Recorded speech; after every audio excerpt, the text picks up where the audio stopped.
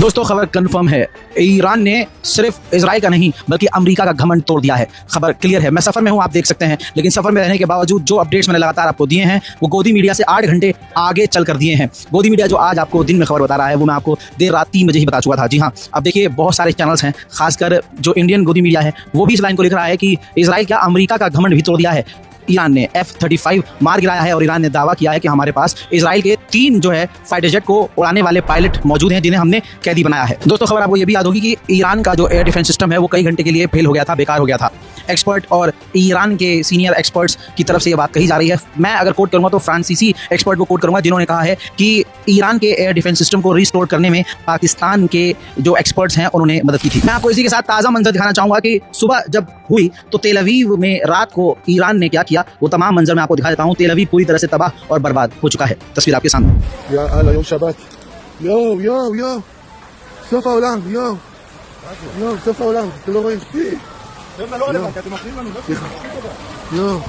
Israel के तेल अवीव के पास एक जगह है रमन गन, वहां पर खतरनाक हमला सुबह फजर के बाद इजराइल के उस इलाके में रमन गन में ईरान ने किया जिसमें भारी तबाही मची है। रात को ये तस्वीर सामने नहीं आई थी, लेकिन सुबह जो मंजर नजर आ रहा है आपको ऐसा लग रहा होगा कि ऐसे विजुअल्स हम 2 साल से गाजा के अंदर देख रहे हैं, लेकिन अब वही हाल इजराइल का है।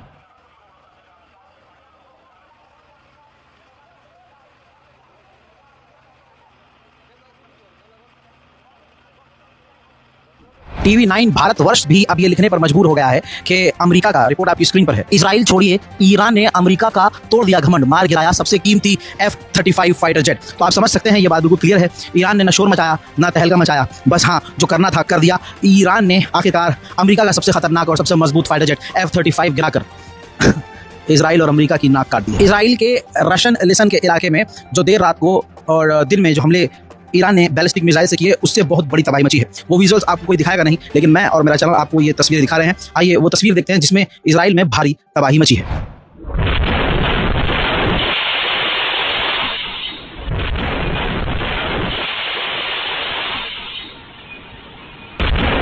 मैं आपको दुनिया का दोगलापन पिछले 24 घंटे से दिखा रहा हूं, लगातार दिखा रहा हूं। मैं आपको ये दिखा चुका हूं कि अब दुनिया ये कह रही है ईरान से कि आप हमला बंद कर दो, इजराइल पर अटैक बंद कर दो और बातचीत करो, और ये काफ़ी गलत हुआ है जो ईरान ने इजराइल पर हमला किया है। इस पर ईरान ने आधिकारिक तौर पर जो कहा है, मैं आपको बता देता हूँ, न्यूज़ 24 के सोर्स बता रहा हूँ। ईरान की सेना ने कहा है कि अगर आप 2 साल तक फिलिस्तीनी नरसंहार और कल रात ईरान पर हमले के दौरान चुप रहे तो अब आप हमसे संयम बरतने की अपील ना करें और चुप रहें। दोस्तों ईरानी सेना का ये मुंहतोड़ जवाब उन लोगों के लिए है जिनकी दोगली पॉलिसी है, जो जाने अनजाने और जानबूझकर, जाने अनजाने नहीं कहेंगे, जानबूझकर 2 साल तक गाजा के नरसंहार पर चुप रहे। और आज मैं आपको कल ही बता चुका हूं, जैसे ही ईरान के ऊपर इजराइल ने अटैक किया तो ट्रेंड ये चल रहा था, प्लीज प्रे फॉर इजराइल, यानी तबाही सबसे पहले ईरान में मचाई इजराइल ने, बर्बाद किया ईरान के डिफेंस सिस्टम को इजराइल ने, बड़े बड़े कमांडर्स और सिविलियंस को मारा इजराइल ने, लेकिन ट्रेंड चल रहा था प्रे फॉर इजराइल। सबसे बड़ी जो बात आ रही है, वो खबर आ रही है, वो ये कि एलन मस्क की इस जंग में एंट्री हो गई है। एलन मस्क ने जो है अपना जो स्टारलिंक है उसका सपोर्ट जो है ईरान को देने को कहा है कि हम ईरान में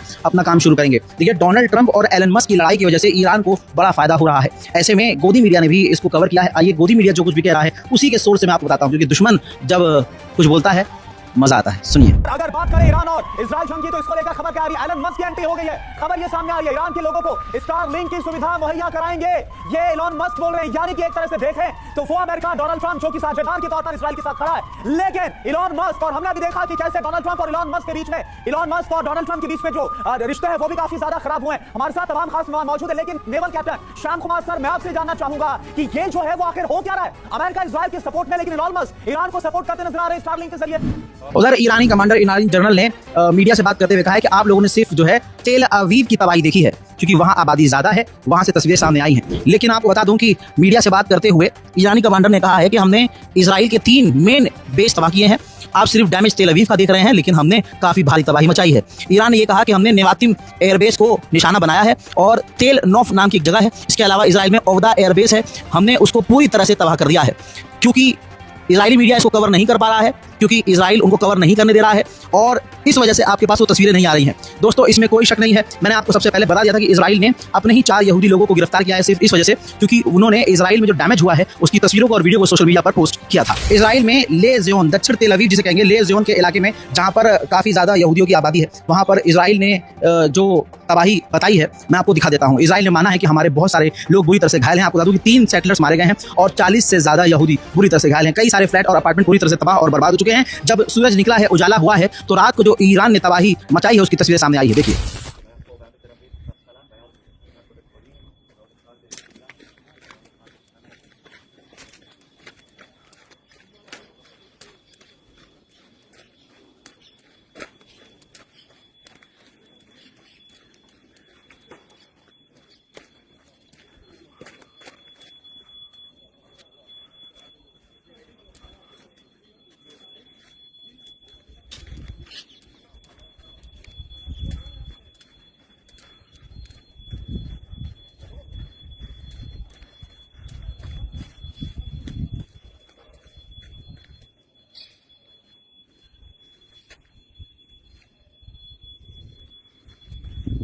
इसी के साथ कुछ तस्वीरें ये हैं जो इजराइल के अंदर ऐसी तबाही दिखा रही हैं। ऐसा देखने में लग रहा है कि ये गाजा है, लेकिन गाजा नहीं, ये इजराइल है। जी हाँ, इजराइल का जो हाल हुआ है तस्वीरों में आप देख सकते हैं। हजरात, फिलहाल की इस रिपोर्ट में इतना ही। इस रिपोर्ट को शेयर जरूर कीजिएगा। जल्द आ रहा हूँ थोड़ी ही देर में और भी ताज़ा जानकारी के साथ। तब तक के लिए जय हिंद।